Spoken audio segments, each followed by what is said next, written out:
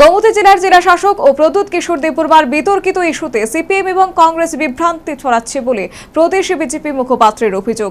বিভাজন রেখা তৈরি করে বিরোধীরা সরকারকে বদনাম করার অপচেষ্টা করছে বলেও সুব্রত চক্রবর্তী অভিমত ব্যক্ত করেছেন। গত 25 মে রাতে গোমতী জেলার জেলা শাসকের বাংলোয় গিয়ে তার দর্শন প্রার্থী হওয়ার অনুরোধ জানিয়েও তা না করতে পেরে মথার সুপ্রিমো প্রদ্যুৎ কিশোর দেববর্মা তাৎক্ষণিক কোনো উচ্চবাচ্য না করলেও পরবর্তীতে মথার যুব সংগঠন YTF প্রতিবাদে সোচ্চার হয়েছে।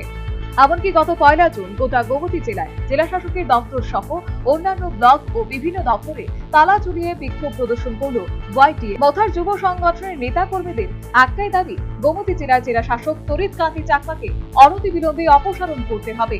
এমনকি তার অপসারণের ব্যাপারে 7 দিনের সময়সীমা বেঁধে দেয় YTF। এ ব্যাপারে এবার সরাসরি মুখ খুলল প্রদেশ BJP.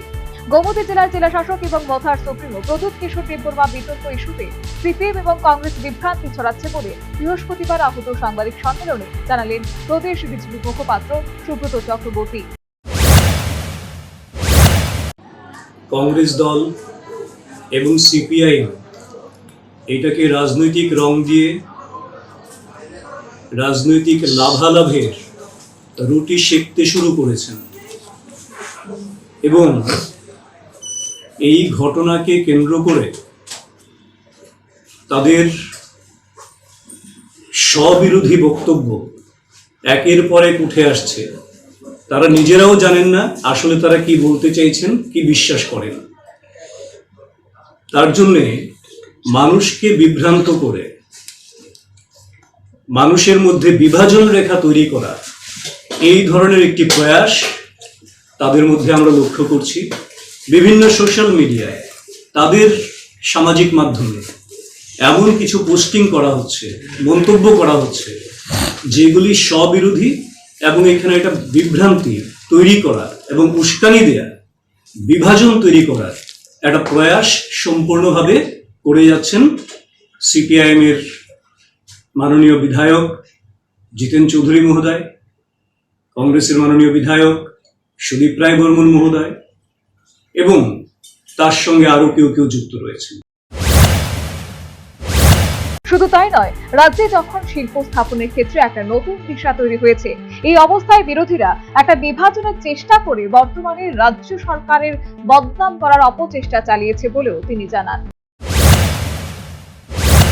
North east investment summit যেটা ভারত মণ্ডপমে হয়ে গেছে, 7টা রাজ্যে টোটাল বিনিয়োগের 50% উপর বিনিয়োগ করার জন্য বিভিন্ন প্রতিষ্ঠান ত্রিপুরাতে বিনিয়োগ করতে রাজি হয়েছেন, যার পরিমাণ 15,600 কোটি টাকার উপরে।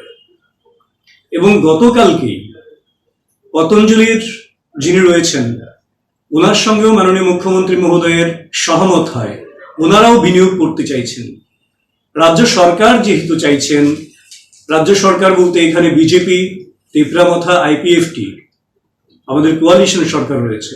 এই সরকারের প্রত্যেক নেতা, মন্ত্রী, বিধায়ক যারাই আছেন প্রত্যেকেই চাইছেন ত্রিপুরাকে একটা শ্রেষ্ঠ উন্নত প্রদেশে পরিণত করতে। তো এই ধরনের ঘটনাকে কেন্দ্র করে এরা একটা বিভাজন রেখা তৈরি করে স্বপ্ন দেখছে যে এই সরকারকে কোনোভাবে বদনাম করা যায় কিনা, সরকারকে দুর্বল করা যায় কিনা। তাদের এই এমনকি বিরোধীদের এই অপপ্রয়াস অসাধারণ মানুষ ঘৃণা ভরে প্রত্যাখ্যান করবে বলেও তিনি জানান। বিরোধীরা বরাবর বিভাজনের রাজনীতি করে এসেছে, তাই সাংবাদিক সম্মেলনে সাধারণ মানুষকে তাদের ব্যাপারে সচেতন থাকার আহ্বান জানিয়েছেন প্রদেশ বিজেপি মুখপাত্র। তাদের এই অপপ্রয়াস এর তীব্র ধিক্কার জানাই, নিন্দা জানাই এবং বিশেষ করে কমিউনিটি সেন্টিমেন্ট তৈরি করার জন্য যে সমস্ত পোস্টিং তাদের মধ্যে রয়েছে সামাজিক মাধ্যমে দেখতে পাচ্ছি, সেটা তীব্র আপত্তিকর। এবং এইগুলি করে মানুষকে বিভ্রান্ত করে মানুষে মানুষে বিভাজন তৈরি করা, যেটা তারা বরাবর করেছে এতকাল, এখন মানুষ তাদের সেই মুখোশ এবং প্রকৃত মুখ দুটোই বুঝতে পারছে। কারণ ভারতীয় জনতা পার্টির নেতৃত্বে ত্রিপুরায় যে সরকার রয়েছে সেটা সকল অংশের মানুষকে নিয়ে চলার সরকার, সকল ধর্ম, মত, কমিউনিটি সবাইকে সবার উন্নয়নের জন্য দায়বদ্ধতা নিয়ে করা সরকার। কাজেই মানুষকে আমরা বলবো তাদের সম্পর্কে সচেতন থাকতে, সজাগ থাকতে, বিভ্রান্ত না হতে। তিনি আরো বলেন, গোমতী জেলার জেলা শাসক এবং মথার সুপ্রিমো প্রদ্যোৎ কিশোর দেববর্মা বিতর্কের বিষয়টি দেখভালের জন্য মুখ্যমন্ত্রী মুখ্য সচিবের উপর দায়িত্ব আরোপ করেছেন। বিভ্রান্ত না হয়ে এ ব্যাপারে মুখ্যমন্ত্রীর প্রতি আস্থা ও বিশ্বাস রাখার প্রতি আহ্বান জানিয়েছেন প্রদেশ বিজেপির মুখপাত্র Subrata Chakraborty. Bureau report, news vanguard.